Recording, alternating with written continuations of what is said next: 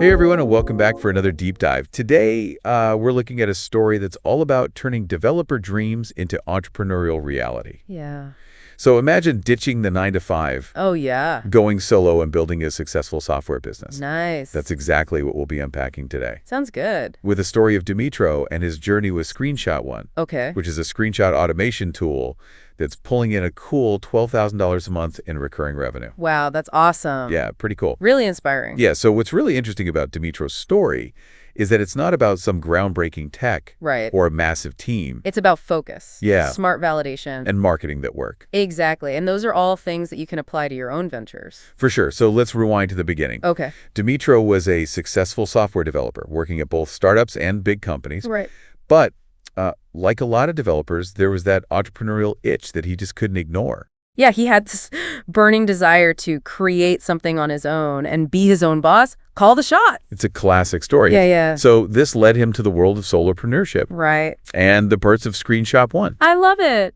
But he didn't just stumble upon this idea. No. He was strategic about how he landed on screenshot automation. He was. So how did he do it? Well, he really played to his strengths. You know, he was a back-end developer, deeply familiar with APIs. Yeah, for sure. And he thought, well, why not stick with what I know? Yeah, API-based products. He even thought about starting with an email validation API. Interesting. But it just didn't have that spark. Didn't have that excitement factor. Yeah, exactly. So that's when he noticed all of these competitors in the screenshot automational space. So the fact that there were competitors was actually a positive thing. For Demitro, absolutely. Instead of being intimidated by it, he saw it as market validation. Okay. He knew that if other people were making money in this niche, that there was a real demand for it. So instead of reinventing the wheel, he focused on making it better. Exactly. Okay, so he's got his idea, it's validated by the market. Right. But before diving into development, Yeah. he went through validation process of his own. He did. So what did that look like? Well, he had this rule, this unique rule, Okay. 10 paying customers outside of his network. That's smart. Yeah, so that eliminates any bias. From family and friends. Exactly. Okay. He wanted to know that strangers were willing to put money down. You must have been on the edge of your seat waiting for that 10th customer. Oh, yeah. I can only imagine that feeling. Oh, it's incredible. So idea validated, excitement building. Right. What did Demitro's launch strategy look like? Initially, he spent 5 months perfecting Screenshot One before launching. 5 months. Which he later realized was way too long. That's the perfectionism trap. Exactly. Wanting everything to be just right. Right. Before sharing it with the world. Exactly. And he eventually learned that launching lean and fast was a much better approach. Okay, so get a version out there within a month, gather feedback, Right. iterate based on real-world data. It minimizes the risk. Makes total sense. And allows you to correct core. Based on what users actually want. It's the core of the lean startup methodology. For sure. Okay, so we have a validated idea. Lean launch strategy. Right. What about the marketing? Yeah, the marketing. Because he didn't just build it and wait for customers to roll in. No, he was strategic about it. Okay. He experimented with several channels. Oh, right. But a few were particularly effective. Okay, which ones? Twitter was a goldmine. Twitter? For a developer tool. Yeah. It allowed him to engage directly with other developers, share valuable content, Right. and build community around his product. So it was like a direct line to his target audience. It was. Okay. And then good old SEO. Of course. Which was critical because people actively search for screenshot automation tools. Right, so they're already out there looking for a solution like him. Exactly. Right up. Listing Screenshot One on platforms like Zapier and Make. Okay. Which boosted his visibility. Right. And of course, Product Duck. Product Hunt's like the launch pad for new products. It is. It generates buzz and helps the SEO rankings. But there was one marketing channel that surprised me. YouTube for a developer tool. I know, right? You wouldn't necessarily think of that. No, not really. But it turned out to be a gold mine. How so? It all started with a user creating a tutorial. Oh, wow. On how to send cold emails using Screenshot One's API. Okay. And suddenly, Demitro saw all these customers coming from YouTube. Wow, so he kind of stumbled onto this brilliant marketing strategy by accident? Yes. That's amazing. And then he started creating his own tutorials. So he was showing how versatile his tool was. Exactly, and he reached a wider audience. Very cool. So speaking of reaching customers, Yeah. let's talk about the flip side. Churn. Churn getting customers is one thing. Keeping them is another. Exactly. So how did Demitro tackle this? At first, he relied on these generic automated surveys, Okay. but the responses were vague and not very helpful. Like, I don't need this anymore. Yeah, exactly. Not very insightful. Right, so he changed tactics. What did he do? He started sending personalized emails to the customers who churned, asking very specific yes or no questions. Got it. And this actually revealed insights that were hidden in plain sight. Interesting. Like what? Well, he learned that some customers canceled because they expected a no-code tool. Oh, and screenshot 1 still required code acknowledged. Exactly. So he was attracting the wrong audience. It was a marketing problem that could be fixed. By targeting developers specifically. Right. Makes sense. So we've covered idea validation to marketing. Yeah. Demitro has shared a ton of insights. He has. But one question that I'm sure a lot of listeners have is, how did he approach pricing for Screenshot Cone? That's a great question. Pricing's always tricky. It is, especially for solopreneurs Yeah. who don't have a ton of experience in that area. So what was Dimitro's strategy? So we were talking about pricing strategies. Yeah, it's a puzzle. It is. Especially for new entrepreneurs. So what was Dimitro's approach? Did he have like a complex spreadsheet? He actually didn't. Really? He didn't get bogged down in all these calculations. They're interesting. Or in-depth market research. So he just went with his gut feeling. You could say that. That seems a little risky. Well, think of it as informed intuition. He'd spent years as a developer, you know? Yeah. He understood the market. Right. And he'd been talking to potential customers. So he had a pretty good sense of what people would pay. Yeah, what developers would be willing to pay for a tool like that. Okay, so where did he land on that initial price point? His first paying customer paid $7 a month. $7 a month? $7. You're kidding me. It might not sound like much. No, it doesn't. But at that early stage, every single customer felt like a huge win. Yeah, I bet. I'm sure it felt like $1 million. I can imagine that validation that all your hard work is paying off. Yeah. But he didn't stay at $7 forever, did he? No.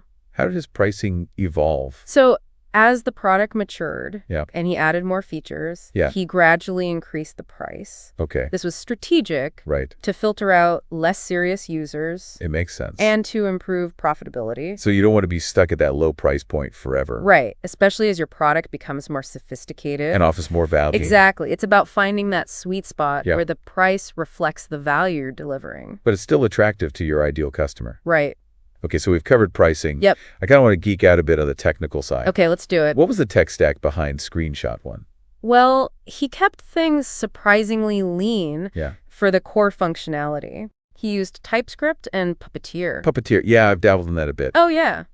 That's a great tool. Yeah, it's great for automating things. It's like controlling headless browsers. Yeah, spot on. And that's essential for capturing those screenshots. So it's like having a robot Yeah. browsing the web and taking screenshots. It is. What about the other parts of the tech stack? For the API rate limiting Okay. and security, he went with Go, Oh, wow. Go. which is known for its speed and efficiency. Makes sense. You need a system that can handle a growing user base. Right, and make sure things run smoothly. Exactly. Securely as well. Security is super important. Absolutely. So Demitro used Cloudflare for image storage and delivery? Yeah, that's right. Was that always part of the plan? Well, initially, he tried storing screenshots directly on the server. Okay. But he quickly realized that that wasn't going to be scalable. As the user base grew. Yeah, so Cloudflare was the perfect solution. So you need a robust infrastructure to handle all of those screenshots. You do. What about the tools that he used for like the business side of things? So for SEO, he used Google Search Console. Of course, the SEO essentially. Okay. What about understanding customer behavior and all that? He turned to PostHog for that. Okay, and PostHog gives him the data he needs. Right. Insights into how users are interacting with the product. Very valuable. Yeah, so he can identify areas for improvement. And for customer support. Crisp for live chat. So he can connect with users. In real time. That's awesome. It seems like his whole approach is about keeping things lean and focused. Absolutely. He's not afraid to experiment. Gather data. And adjust course as needed. Classic lean startup. It is, and it's a valuable lesson. For any aspiring entrepreneur. Especially if you're working on your own. Don't overcomplicate things. Yeah. Start small, get feedback, iterate. Exactly. Now, I want to shift gears a bit and talk about something that's often overlooked. Okay. Mental well-being. Super important. Being a solopreneur can be so demanding. It can, definitely. Especially in those early days. Yeah, there's a lot of pressure to succeed. The long hours. Constant juggling act. And it's easy to burn out. It is, and Demitro's very honest about that. Good for him. He's not afraid to admit that burnout is a real risk. And he's proactive about preventing it. He is. So how does he maintain that balance? He's got a routine that allows him to be productive, but without sacrificing his well-being. So what does that look like? Mornings are for self-care. Okay. starting with a cup of coffee and an hour of reading. Oh, I love that. It's quiet time in the morning. Yeah. To set the tone. Makes such a difference. And then it's time to focus on work. Coding and marketing. Until the evening. But he makes sure to switch off in the evenings. Yeah, family time. Fun. It's all part of the routine. That makes a lot of sense. It does. Even when you love what you do, you need to step away. Absolutely. It's not selfish. It's essential. It's essential for long-term success. For sure. And he's got this great quote. Oh, yeah. He says, your mental health is everything. Powerful. When you're burnt out, your business is going to suffer. So true. Wise words from someone who's been there. He has. So Demitro has built a successful SaaS. Right. Found that work-life balance. He has. What advice does he have for aspiring entrepreneurs? So we've heard about Demitro's journey, his wins, challenges, and how he built this successful SaaS business. Yeah. But for those listening who are dreaming of launching their own ventures, right. What are the key takeaways? What advice does he have? Yeah, what advice does he offer? Well, one piece of advice that stood out to me was this. Okay. Don't listen to anyone, including me. Wait. He's telling us to ignore his advice? Haha, not quite. Okay. But he is emphasizing the importance of making your own decisions. Right. So learn from others, absorb the advice. Okay. But ultimately, trust your gut. You're the one building the business. You are. So take all that advice with a grain of salt. Right. Find what works for you. It's about owning your journey and not being afraid to chart your own course. Even if it means doing things differently than everyone else. Exactly. He also talked about belief. If you don't believe in your idea, who will? That conviction is what fuels you through those long hours and the setbacks. Yeah. The inevitable challenges. There will be challenges. Oh, for sure. And that ties into his advice about persistence. Yeah. There's no such thing as an overnight success. That isn't. It takes time, dedication. Willingness to learn and adapt. And Demitro's living proof of that. He is. He didn't start with this revolutionary idea. No. He saw a problem. Built a solution. Marketed it strategically. Focused on a niche. That he understood. Validated his idea. And kept iterating. It's inspiring. It is. He achieved all this by focusing on the fundamentals. Solving a problem for a specific group of people. Sometimes the simplest ideas are the most powerful ones. They are. It's not always about reinventing the wheel. It's about making it spin better. Yeah, so as we wrap up this deep dive, okay. I want to leave our listeners with a question. Okay, question. What problem are you uniquely positioned to solve? What are you good at? Think about your skills, your experiences. What frustrates your passions. What do you wish existed but doesn't? Maybe it's a problem that you face personally? Yeah. Or something you've observed in your industry. Could be the seed of your next big idea. It could. You have the potential to create something valuable. To make a difference. To build a business that's meaningful to you. And who knows, maybe someday we'll be doing a deep dive into your success story. That's a wrap on our deep dive into Demitro's journey with Screenshot One. Thanks for joining us. We hope you found it insightful and inspiring. Don't forget to check out the show notes for links and resources to everything we discussed. Until next time. Keep learning, keep building, and keep diving